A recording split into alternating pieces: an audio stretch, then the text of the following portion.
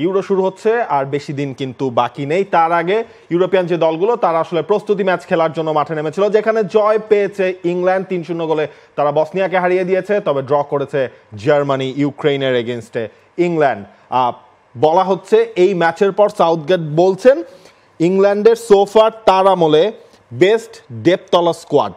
গতকালকের ম্যাচে কিন্তু আমরা সেটার প্রমাণ আসলে পেয়েছি। আসলে ওই ডেপথটা কতখানি কাজে দেবে বলা মুশকিল। কোল পালমার পেনাল্টি থেকে সেকেন্ড হাফে প্রথম গোলটা করেন। এজে স্টার্ট করেছিলেন ইংল্যান্ডের হয়ে, এক গাদা নতুন মুখ আমরা দেখেছি। ট্রেন্ট আলেকজান্ডার আর্নল্ড করেছেন একটা গোল, সব মিলিয়ে 3-0 জিতেছে হ্যারি কেইন করেছেন বদলি হিসেবে যিনি নেমেছিলেন। এবং যে পরিবর্তনগুলো আমরা দেখেছি, যে লুইস ডাঙ্ক থেকে শুরু করে ডিফেন্সে লেফট ব্যাকের পজিশনে কিয়ারেন ট্রিপিয়ার হয়তো ইউরোতেও খেলবেন, মানে বেশ কিছু পরীক্ষা নিরীক্ষার ভেতর দিয়ে তারা গেছে। তবে যে ব্যাপারটা এখানে লক্ষণীয়, ট্রেন্ট আলেকজান্ডার আর্নল্ড খেলেছেন হোল্ডিং মিডে অ্যালংসাইড গ্যালাগার।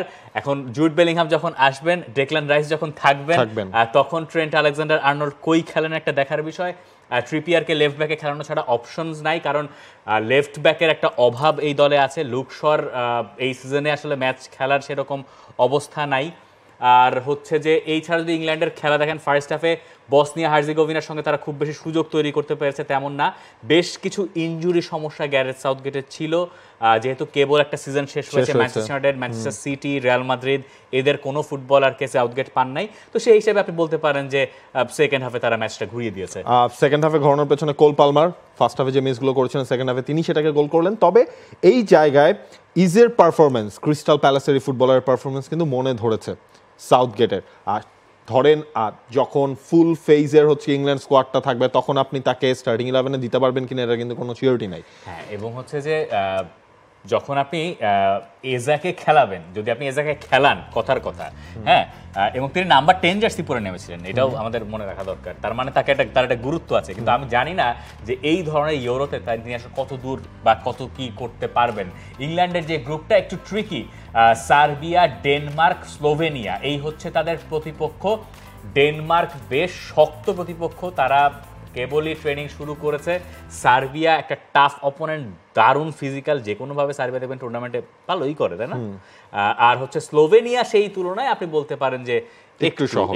আবার ইংল্যান্ডের তো হচ্ছে কি আপনার এই শুক্রবার আরো একটা প্রস্তুতি ম্যাচ রয়েছে আইসল্যান্ডের সঙ্গে, সেই ম্যাচেও কিন্তু এই চেঞ্জগুলো করবেন সাউথগেট। এবং সাউথগেটের জন্য একটা শিক্ষণীয় ব্যাপার হয়ে থাকবে যে এই আইসল্যান্ডের কাছে 2016 সালে হেরে ইংল্যান্ডের যে দুর্দশা হয়েছিল, এরপরে গ্যারেথ সাউথগেট, এরপরে 18-র বিশ্বকাপে সেমিফাইনাল, 22-এর বিশ্বকাপে হ্যারি কেইনের পেনাল্টি মাথায় উপর দিয়ে মেরে ফ্রান্সের কাছে হার, এবং সে কারণে তিনি এখনো টিকে আছেন চাকরিতে। ইংল্যান্ডের এই সোনালী দল নিয়ে ইংল্যান্ডের বহুদূর যাওয়া উচিত, কিন্তু England being England, you never know. দেখা যাক আসলে শেষ পর্যন্ত ইংল্যান্ড কি করেন। তবে জার্মানি, তারা আসলে শেষ দুটা প্রস্তুতি ম্যাচে তারা একটা পজিটিভ ভাইব তারা দিয়েছিল।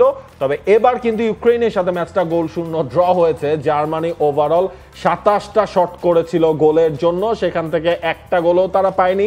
যদিও রিয়াল মাদ্রিদ এবং একই সাথে বরুসিয়া ডর্টমুন্ডের ফুটবলারদের রেস্ট দিয়েছিলেন নাগেলসম্যান।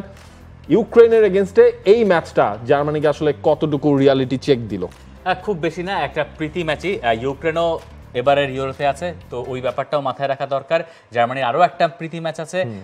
আমি এইটার মানে এই জার্মানির দলের সাথে আসলে প্রীতি ম্যাচের সাথে মেইন টুর্নামেন্ট বোধহয় না মেলা। আবার জার্মানির প্রীতি ম্যাচের রেজাল্ট দেখে কিন্তু আমাদের মনে হচ্ছিল যে জার্মানি একটু ভালো করছে। ওই সময় একটা ব্যাপার ছিল, একটা লম্বা সিজন গেছে, তো একটু সময় বোধহয় মানে খুব বেশি ওয়ারিং সাইন নাই। অনেক ক্রুজ এই দলের সাথে যোগ দিচ্ছেন, বাকিরা আসলে যোগ দিচ্ছেন, তখনই আসলে বোঝা যাবে।